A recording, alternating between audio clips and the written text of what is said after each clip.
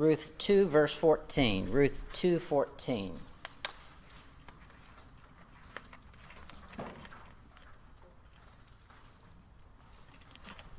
Ruth 2:14.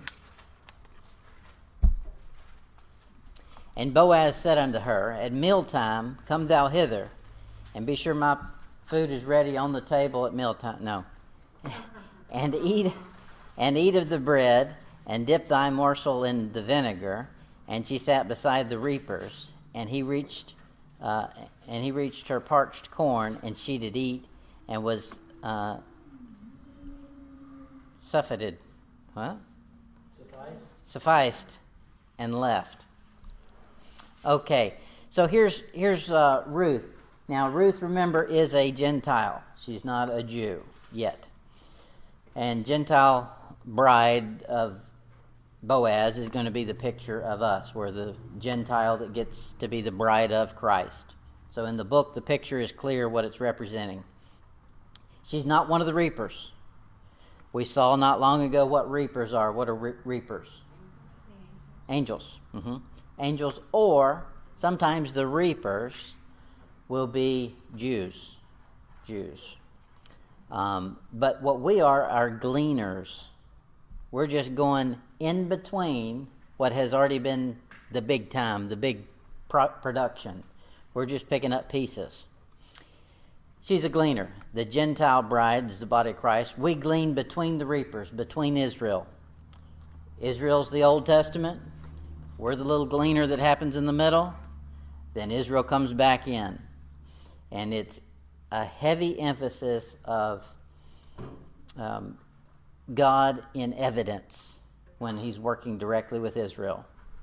It's the signs and the wonders are seen. It's visible. You understand it's God at work. For us, it's intellectual. We're trying to convince someone about something spiritual that they can't see with their eyes. And I don't have any magic trick I can do to prove it to you. We're Greeks. Correct. But that's not so with the Jews. The Jews, it's a sign, a miracle, a wonder. It's been in the Old Testament. It's going to happen again in the tribulation. In Ruth 2, verse 15, it says, And when she was risen up to glean, Boaz commanded his young men, saying, Let her glean, even among the sheaves, and reproach her not. Okay, so Israel has been put in time out in this age.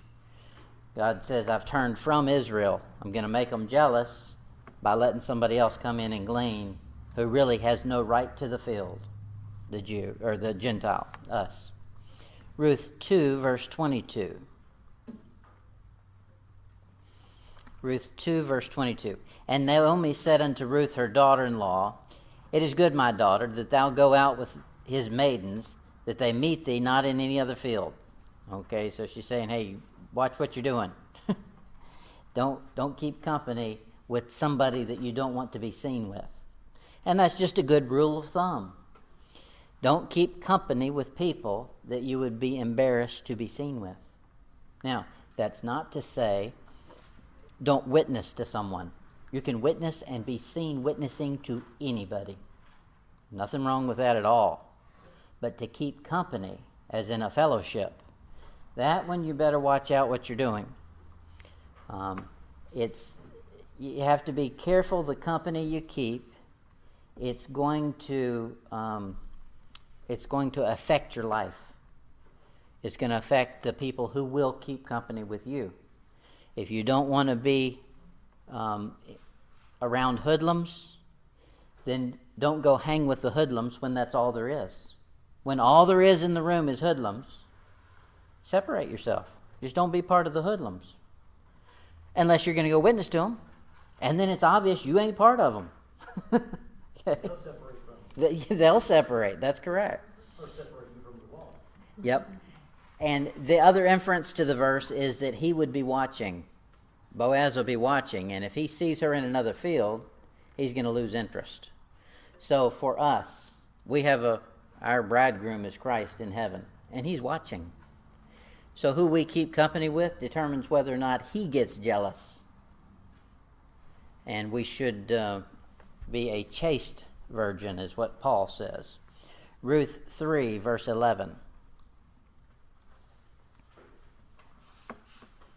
Ruth 3, verse 11. And now, my daughters, fear not.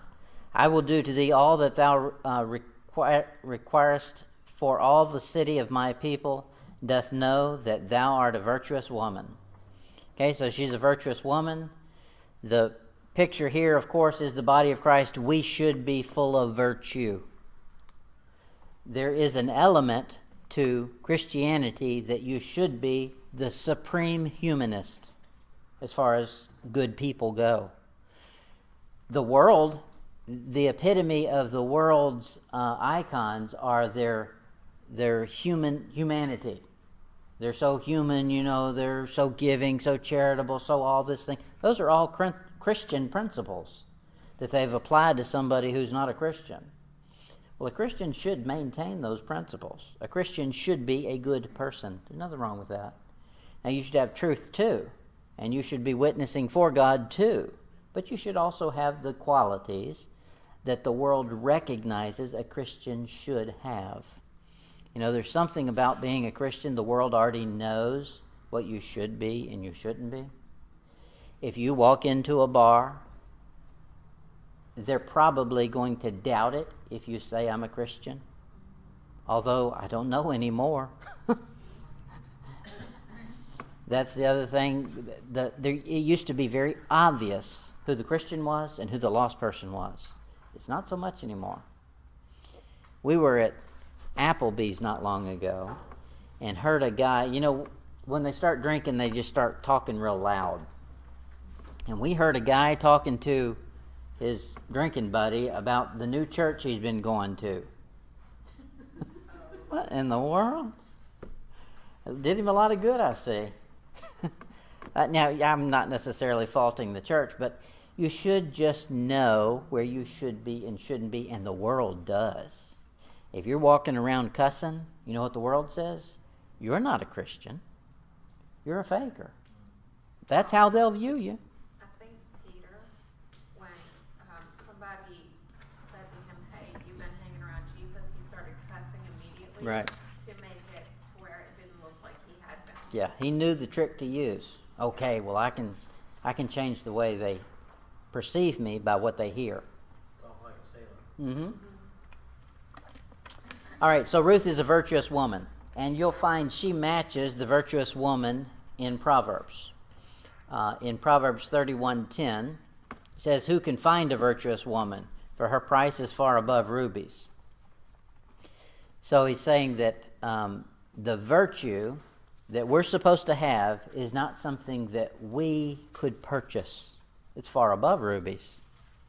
The virtue that we should have should be from God, not our own. Otherwise, it's fake, and it doesn't last long, because we just naturally are selfish creatures. And it's just a matter of time. No matter how nice and how polite and what a nice guy you are, at some point, the old nature comes out and you show yourself to be selfish.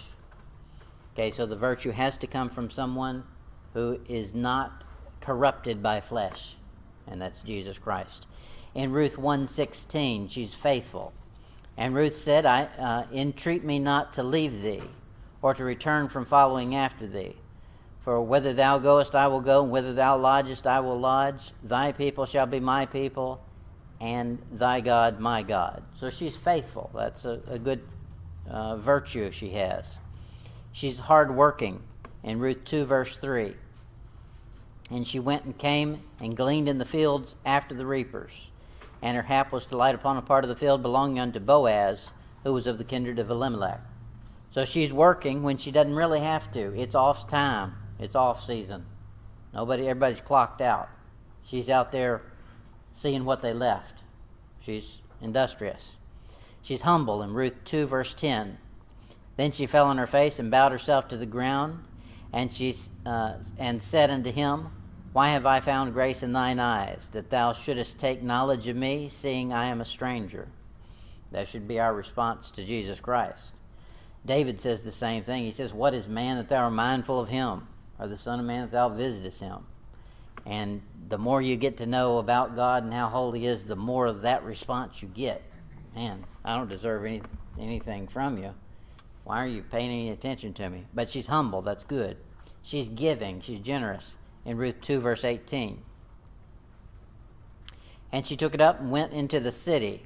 And her mother-in-law saw what she had gleaned, and she brought forth and gave to her that she had reserved after she was... I can't read that word for some reason. Sufficed. I have to relearn that word. Okay, so she's giving. She's given it to her mother-in-law. That's a good thing. She's trying to take care of someone other than herself. Good virtue. She's modest. In Ruth 3, verse 7.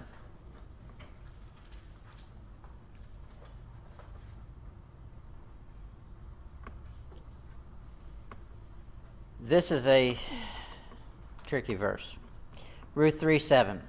And when Boaz had eaten and drunk, and his heart was merry, he went to lie down at the end of the heap of corn. And she came softly and uncovered his feet and laid her down. Now, people try to turn that into something sexual. It's not something sexual. It means she's taking the low spot. She's put herself as humble. And in verse 14, and she lay at his feet until the morning, and she rose up before one could know another. Okay, there proves to you there's nothing sexual going on. And he said, let it not be known that a woman came into the floor. Okay, so she will do what she's told. A lot of good qualities about this woman. And these are virtues that you'll find again in Proverbs 31. Now, it's not limited to female, even though it's identified as a female. Males should have these qualities as well, because a male is the bride of Christ as well. So any quality that a female should have, a male as the bride of Christ should have as well. She's, well, you can read all those. I'm not going to go through them all. It's getting too feminine. Ruth chapter 4, verse 6. Amen.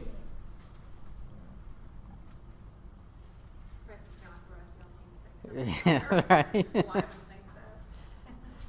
Yeah.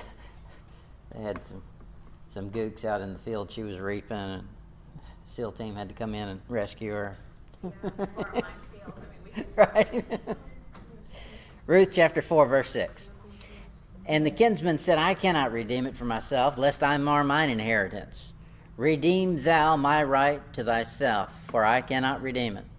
So Boaz has told the real kinsman redeemer, the one that's of nearest kin to her. He says, hey, look, it's your choice. And he says, no, I'm not going to do this because it's going to mess up my inheritance. Just think all the kids I'm going to get mad. I've already got a wife. I don't need another one. So he can't redeem it. So then Boaz gets her. I like the fact that he offers the field first. Yeah. Oh, by the way, there's a woman that goes with it. Yeah. I always think that. Yeah. Yeah, he agreed when it was just property. It was just the field, he was fine with it. It comes with a woman, no, I can't do that. Which really, that's good, because so much of what went on back then was females were property. And so it's good that when it showed up that there was a female involved, he did deny it. Now, a lot of negative conversation is made about the kinsman who refused to accept Boaz, or accept Ruth. However, I think he's pretty honorable. I think there's a lot of honor to him, because he already had a wife and he was not going to take another, even though legally he could have. Yeah, he wanted to be ruthless. Yes, he was in. Plus that, because the other redeemer was older than him, her, if she had a child, it would be next in line over his own children. Correct. And that would take away their inheritance. Correct. All right, so the law can't redeem Ruth. And according to the law, the next one in line would have been this nearest of kin. But he says, no, I can't do it. Just like for us, the Old Testament law could not redeem us. Even though there was provisions in it. If you'll do this, this will be your righteousness. But none of us can. We can't do it. The law can't redeem you, but the I am can, in Ruth 4, verse 4. And I thought to advertise thee, saying, Buy it before the inhabitants and before the elders of my people. If thou wilt redeem it, redeem it. But if thou wilt not redeem it, then tell me that I may know. For there is none to redeem it besides thee, and I am after thee. And he said, I will redeem it. Okay, so the I am does the redeeming. And just like for us, it's Jesus Christ, the I am, who became our Redeemer. All right, we made it through Ruth. We're back to having fun. 1 Samuel. 1 Samuel. Now, the book of 1 Samuel is, of course, the last judge of Israel. Samuel finishes it up. After Samuel is Saul. He anoints Saul. So the book of Judges doesn't tell you about Samuel, but he is a judge. He's a priest, but not of the Levitical family. And so he's a judge. He judges Israel, and then they get their king finally after they've been begging for it. 1 Samuel 1, verse 28. 1 Samuel 1, verse 28. 1 Samuel 1:28. Let me turn there.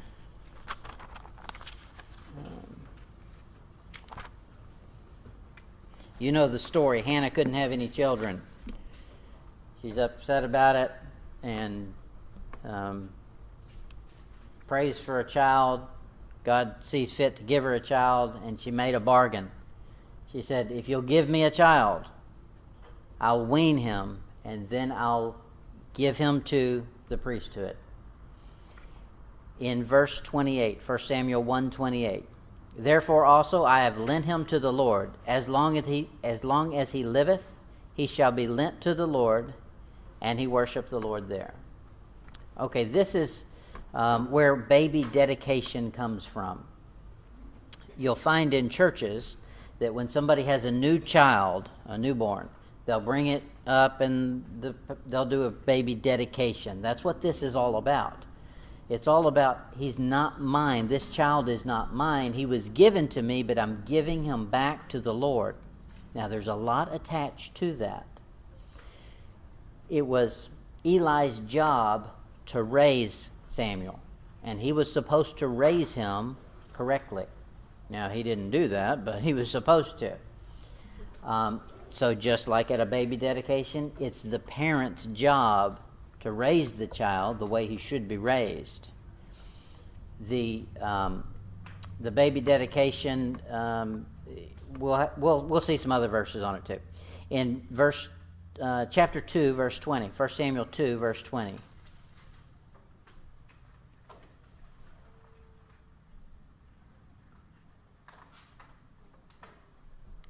There's a blessing attached to giving your child back to the Lord. I don't know that this has ever been preached, but I'm going to. The reason for the baby dedication is not only is it just a fact, it's God's child. God didn't have to give you a child.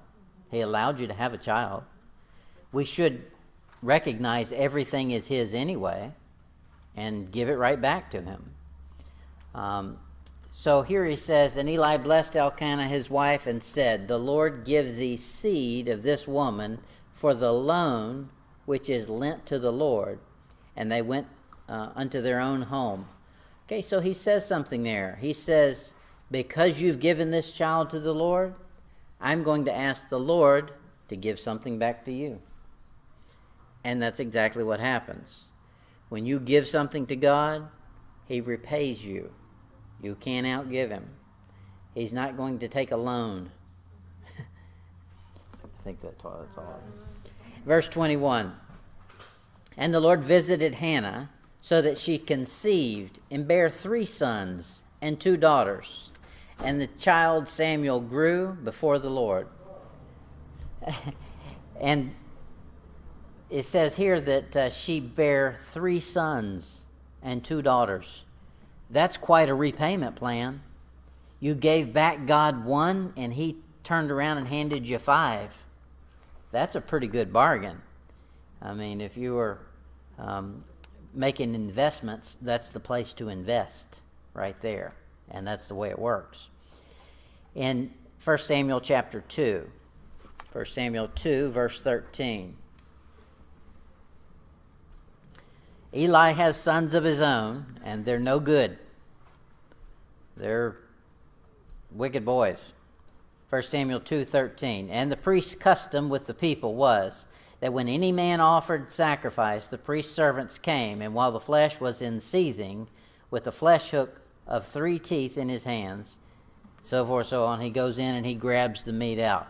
What you'll find happen in this passage is that it is true. The offerings are for the priesthood to eat. That's their meal. That's how they get their room and board, is the offerings that are brought in. But what these guys were doing was they were eating it raw. So before the meal could be cooked, they're taking a flesh hook, something with 3 prongs on it, and grabbing it out to eat it. Now, the people don't like that. They say, hey, wait until it's cooked and then have all you want. You know, this breaks the law. And he says, no, I'll have it of you right now. And they took it. That was wicked. But it's a picture of something. Anytime you break God's law, it becomes satanic. To go against God makes you go with somebody. So if you're anti-God, you're anti-Christ. So this picture's the same picture we have of all the cartoons have a picture of the devil. And he has a pitchfork. Why? Because something is on the fire and he's trying to get to it. And that's what these boys were doing. They were getting to the meat when it was not time for them to. In 1 Samuel 2, verse 20.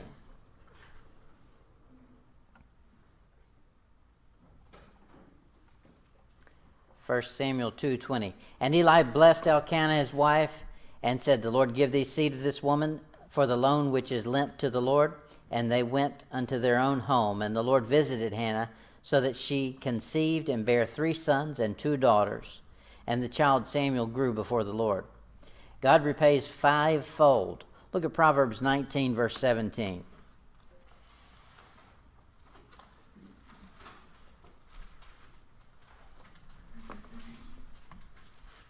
You can make a loan to the Lord. It's an odd thing for us to think the Lord wants a loan from the likes of us. But He does. He wants us to loan Him something. In Proverbs 19, verse 17, it says, he that hath pity on the poor, upon the poor, lendeth unto the Lord. And that which he hath given will He pay him again. Who's doing the paying? God's the one paying. If you'll have pity on the poor, you've put God in your debt. And you know He pays. Now, He didn't say here that you had to give money or product. He said pity.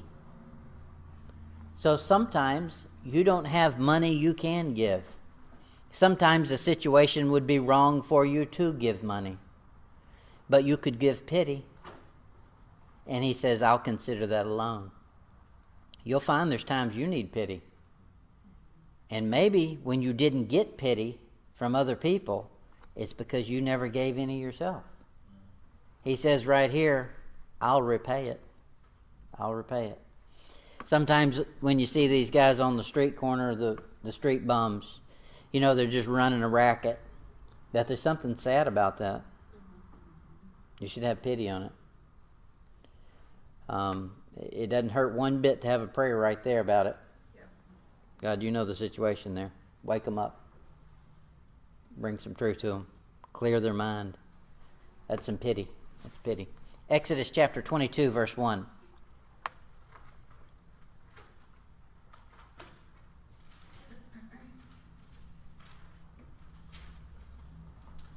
Exodus 22, verse 1.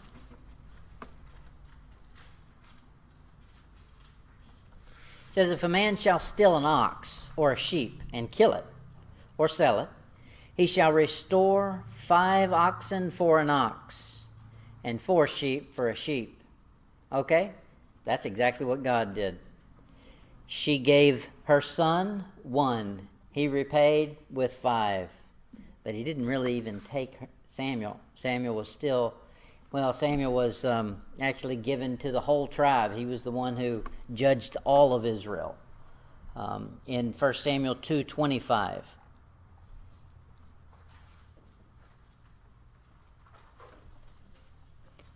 Samuel's going to get a bad report about his boy, or not Samuel. Eli's going to get a bad report about his sons. In verse 24, 1 Samuel 2:24, Eli says, "Nay, my sons, for it is no good report that I hear. Ye make the Lord's people to transgress. For if one man sin against another, the judge shall judge him. But if a man sin against the Lord, who shall entreat for him?" Aren't you glad we have Jesus Christ? Amen. "Notwithstanding, they hearken not unto the voice of their fathers, because the Lord would slay them." Okay, they did hearken. They sure heard it. And they knew the outcome. They knew they were guilty. And they knew the law would be they had to be killed.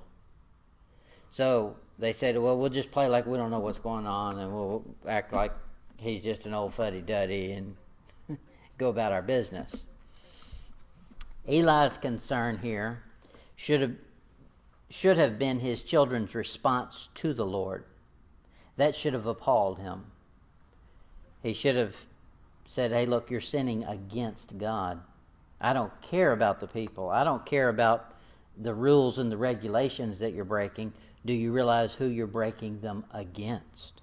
That should have been serious. It shouldn't have been how they influence the world. It should not have been so much the people are now transgressing because of you. Yeah, that's true. When you sin, other people sin. But let's not get brokenhearted that the other people sin because you sin. Let's get brokenhearted that you sinned against God. Amen. That's what's important. He was made fat from stolen meat, a trick learned from his children. So Eli benefited from the program. Eli's a fatty.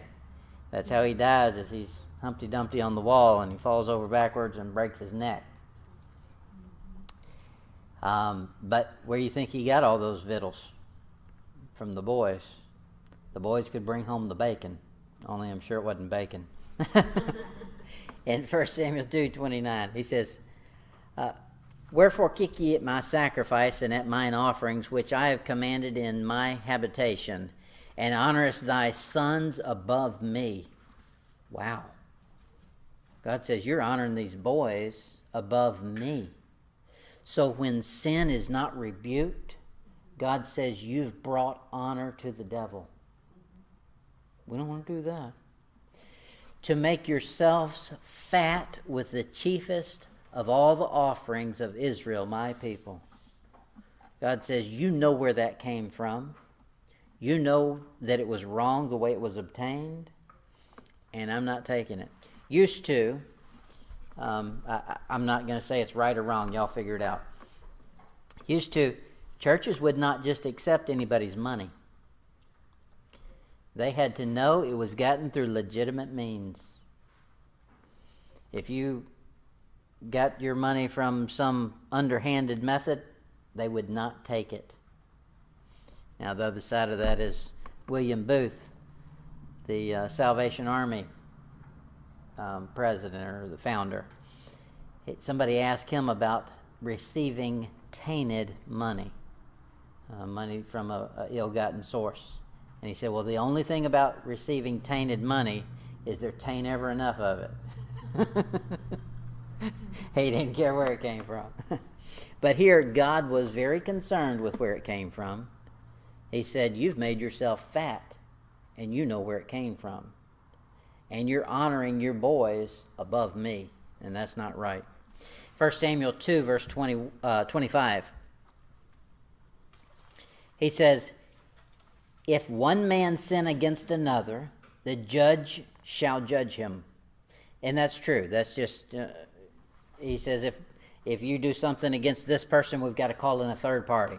And the third party can balance it out and If you don't like the third party, we take it to a legal representative or whatever. But that's the way that's handled. But if a man sin against the Lord, who shall entreat for him? Against God. If you've sinned against God, who's the third party we can call in? Well, until the church age, there wasn't any. You're correct. He said, who shall entreat for him? Notwithstanding, they hearkened not unto the voice of their father, because the Lord would slay them. Only Jesus can entreat for a man. We have a mediator. They didn't have one. And they won't have one again in the tribulation. It'll be tough. But it's a good thing we have a mediator, because God would be very harsh on us because we deserve it. But Jesus Christ is our advocate. We have an advocate that is an attorney, a judge, a mediator, somebody to speak on our behalf. We have an advocate with the Father. In 1 Timothy 2, verse 5,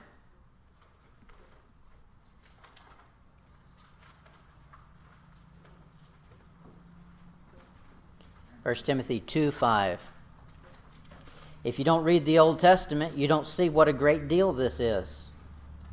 The Old Testament is what gives you the perspective to see and appreciate Jesus Christ when he shows up. He says in 1 Timothy 2:5, for there is one God and one mediator between God and men, the man, Christ Jesus. There's somebody who can speak on your behalf, Jesus Christ. But they didn't have him in the Old Testament. We do. In Job longed for somebody. He wished for the day that Jesus Christ was there, and he didn't have it. He says, of course, from his viewpoint, it was God who was just wearing him out.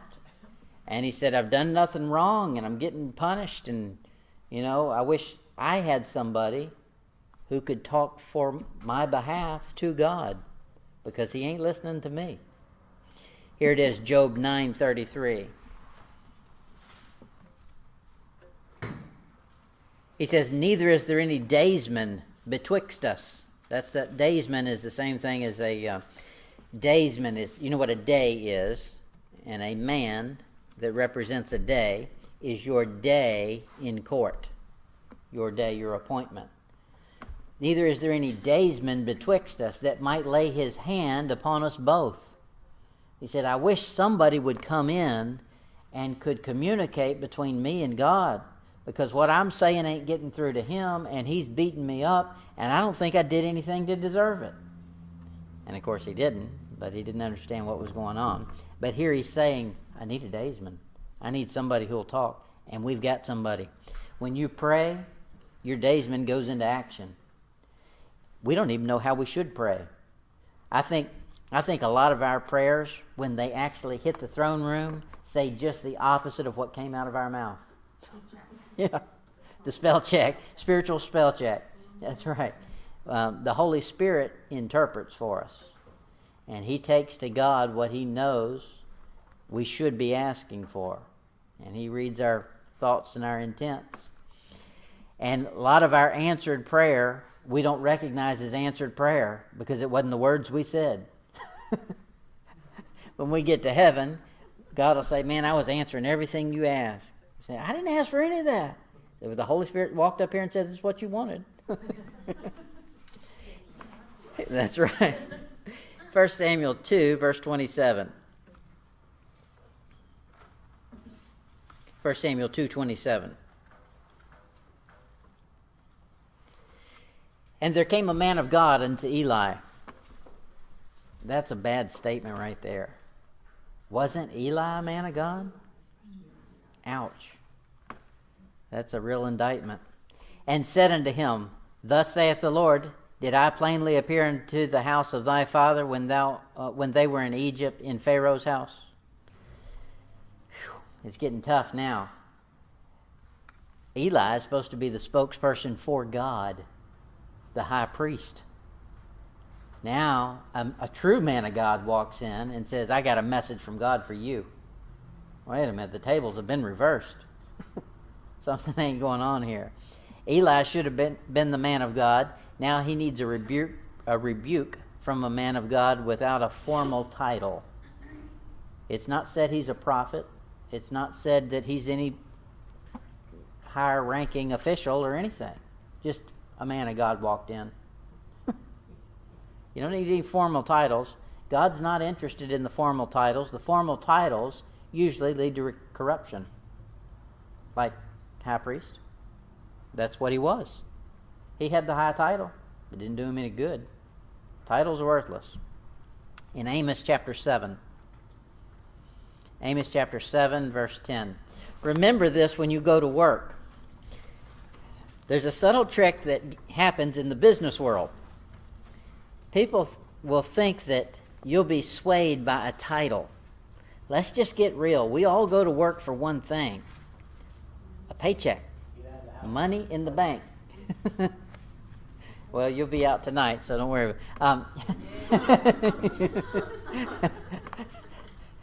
A paycheck. And what a lot of bosses will do is offer you a title in lieu of money. Don't be fooled by that business. A title is worthless unless it adds money to the bank account. Eli had a title, but he didn't have any power with God. Amos chapter 7, verse 10. Then Amasa, the priest of Bethel, sent to Jeroboam, king of Israel, saying, Amos hath conspired against thee in the midst of the house of Israel, and the land is not able to bear all his words. All his words. Really? Words? A whole land can't bear words? You know, the old saying was, sticks and stones may hurt my bones, but words will never hurt me. Or whatever it is. That's baloney. Words are much more powerful than sticks and stones. When God decided he wanted to send down a book that would do both rebuking and healing, he didn't send down, sticks and stones. He sent down words. Words are powerful. Verse 11. For thus Amos saith, Jeroboam shall die by the sword, and Israel shall surely be led away captive out of their own land. And Amaziah said unto Amos, O thou seer, go flee thee away unto the land of Judah, and there eat bread and prophesy there. Go do all that yelling and prophesying and talking mean somewhere else. I don't care if you do it, just don't do it where anybody can hear it. And that's what the world's going to tell you. The world's going to say, you can be a man of God. There ain't nothing wrong with that. We accept that, but just go over there and do it. Just out of your sight. So that's why when you find it in the Bible, they're going to the people into the highways and the hedges and compelling them to come in, because the people want to get as far out of earshot of the temple as they can. So it's our job to make sure they get it right in their ear. Verse 13. But prophesy not again any more at Bethel, for it is the king's chapel, and it is the king's court. This is where the bigwigs are. You're not sophisticated. Well, it was Eli who was sophisticated. He had the fancy office. All the people had to come to him. He had all of he held all the garb he could put on. But he had no power. Man of God walks in there and has to say something to him, powerful. Verse 14. Then answered Amos and said unto Amaziah, I was no prophet, neither was I a prophet's son, but I was a herdsman, and a gatherer of sycamore fruit. And the Lord took me as I followed the flock, and the Lord said unto me, Go prophesy unto my people Israel. Now therefore, hear thou the word of the Lord. He's not taking any excuses. Thou sayest, prophesy not against Israel, and drop not thy words against the house of Isaac. Therefore thus saith the Lord, Thy wife shall be an harlot in the city, and thy sons and thy daughters shall fall by the sword, and thy land shall be divided by line, and thou shalt die in a polluted land, and Israel shall surely go into captivity forth of his land. That's a tough prophecy. A man of God is rarely given sweet words. It's a tough job. The people God usually can get to do it are nobodies. The nobodies count. They count. Now, you may not have a lifelong mission. You know, it may be a one shot and then you get your head cut off. Because what he's got to say is not going to be welcomed. However, it'll be on the other side, in eternity. That'll be the one that's remembered. Not the fancy titles and the fine office. We'll look back at all of the finery of this earth from eternity and say, man, how did we ever stand living like that? Nobody's going to remember all the fancy junk down here. So just get serious about a message that'll be remembered for eternity. 1 Samuel 2:31. 1 Samuel 2:31. Now this is going to, we'll probably end it here. This is going to get into a subject. Don't they all? 1 Samuel 2, verse 31. Behold, the days come. This is addressed to Eli. Behold, the days come that I will cut off thine arm and the arm of thy father's house, and there shall not be an old man in thine house. And thou shalt see an enemy in my habitation in all the wealth which God shall give Israel, and there shall not be an old man in thine house forever. And the man of thine, whom I shall not cut off from mine altar, shall be to consume thine eyes and to grieve thine heart. And all the increase of thine house shall die in the flower of their age. Quite a curse. You know what started that? He wouldn't correct his son. America sure needs to read that. Go to Walmart. Go to the grocery store. You can't stay in there more than 5 minutes, and you hear some little hellion bossing his mom around, telling his mom what he is and isn't going to do, you know, standing up in the cart, screaming, throwing a fit. That's Eli. Eli wouldn't correct his boys, and because of that, this is the curse God puts on him. Imagine what he's going to put on America. Okay, here's the subject matter of this this passage.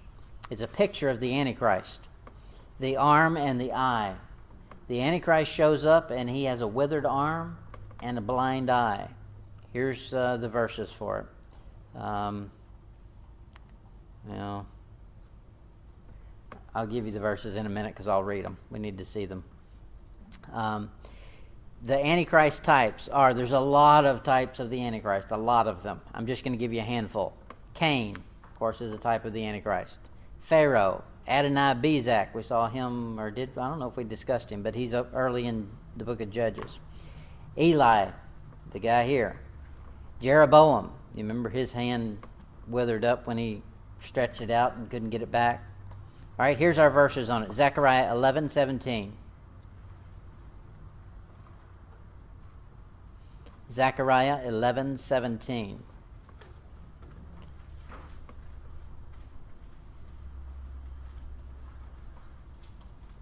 Eli did not do anything inherently wrong, but he sure knew about it and didn't do anything about it.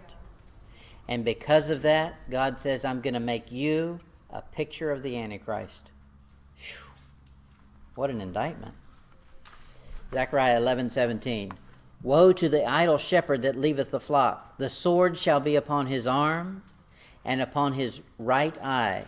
His arm shall be clean dried up, and his right eye shall be utterly darkened. It's talking about the Antichrist. It's real similar to the curse that was given to Eli. You see it again in 1 Kings 13:4. 1 Kings 13:4. And it came to pass when King Jeroboam heard the saying of the man of God, which had cried against the altar in Bethel, that he put forth his hand from the altar, saying, Lay hold upon him. And his hand, which he put forth against him, dried up, so that he could not pull it in again to him. It's that arm thing again. And it starts early on with the curse, and you'll see these types keep multiplying so you can identify it. Job 38:15.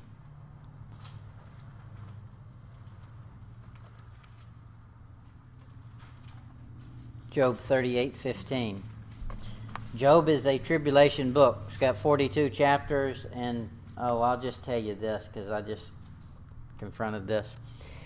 The guy who said that the tribulation is only 3.5 years said, and he's right, he's got a lot of good stuff to say. I'm not saying everything's bad. A lot of it's good. He said the book of James is a tribulation book, that's true, because James is written to the 12 tribes scattered abroad. That's what Israel will be in the tribulation. And you read that book, and it's a works and faith combination for salvation, which is what the tribulation will be.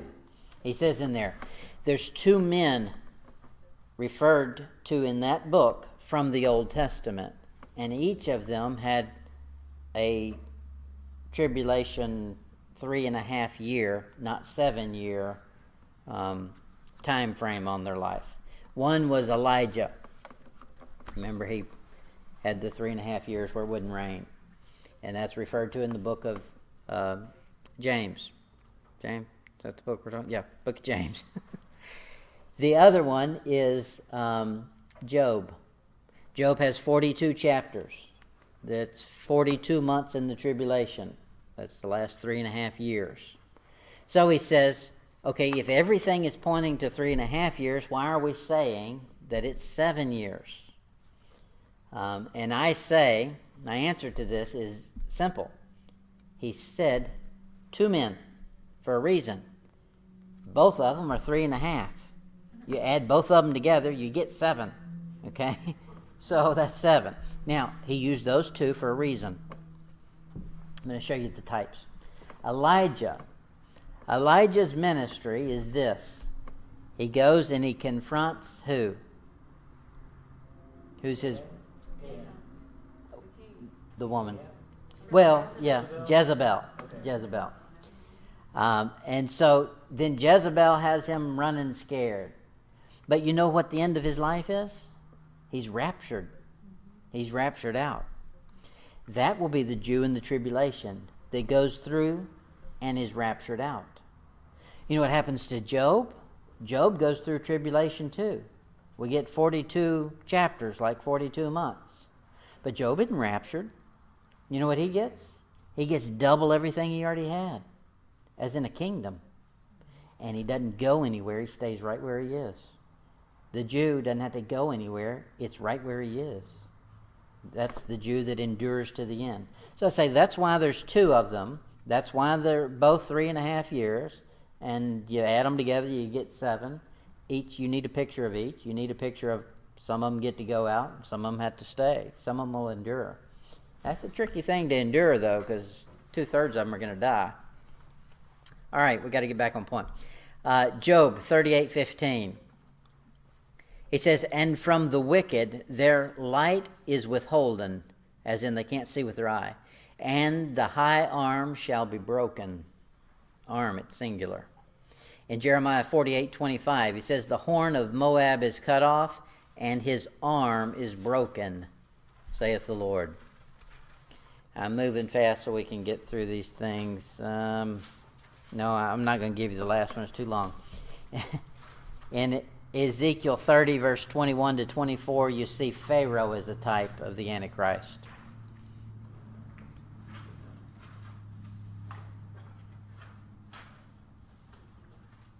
And I'll just hit one more because it's quick. In 1 Samuel 2, verse 36.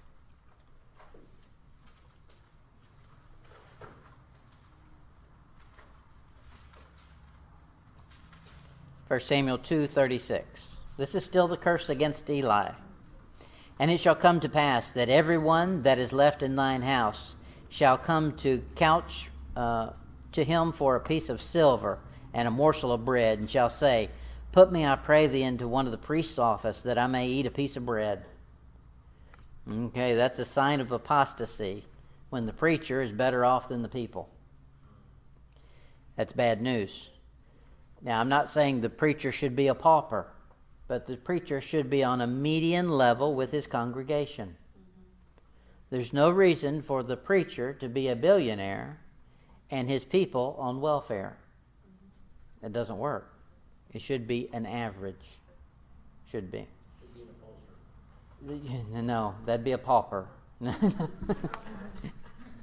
Yeah, that's a sign of apostasy, and our country is full of it. You find the popular preachers and ministers are all, they've got their own fleet of jets and 4 or 5 big mansions that they're living in, and it's the poor widows that are sending in the checks. And, they're living on Social Security or whatever, and they're paying him. Well, he needs to get back down there with the average of his congregation. Now, some people minister to rich people, and so I would say the rich person should be at the median range of his congregation. The average, he shouldn't be far above them, out of their range, and they shouldn't allow him to be poor. They shouldn't allow him to be living below their average. But at the same time, there should not be this big gap, because you know what that leads to? It leads to the thing that God said he hates. Laodicean church age, the Nicolaitans. That is class warfare. One person is above another. In the church house, amongst Christians, we should be equal as much as we can. Now, you can't have communism. Communism leads to anarchy. So we're not going to all be equal in everything. But as far as everybody should be helping each other to some degree, the church has lost the job that it was designed for. It was designed to help each other. That was the job of the church. The government's taken over, done a horrible job with it. Everybody runs to the government for welfare, for Social Security, for, insurance, for everything. We think the government's supposed to pay it. The government can't handle anything. Anything that the private industry has turned over to the government has done worse. They've destroyed it. The church was supposed to be the one who took care of the widows. The church was supposed to be the one that took care of its members. Paul would come in and say, there's some people over here in Jerusalem that are hurting right now. And the church would compel him to take them a gift. He said, they were forcing me to take it. That's the spirit that should be in a church. But now most churches are all a big corporation. I understand sort of how all that happened. The Southern Baptists did it. The Southern Baptists became a big organization. So nobody knows anybody in the organization. So the way to do it is you send all your money into the corporate center in Nashville, and then they'll decide who gets the money. Well, then that takes all the joy out of it for everybody who's a regular member. They don't have any part in giving to somebody in Santa Cruz. They don't even know them. Although that's not where it's going nowadays. It's going to promote mosque being built. Craziness. Yeah, that's what the Southern Baptists are doing now. They're nuts. All right, that'll do it for tonight.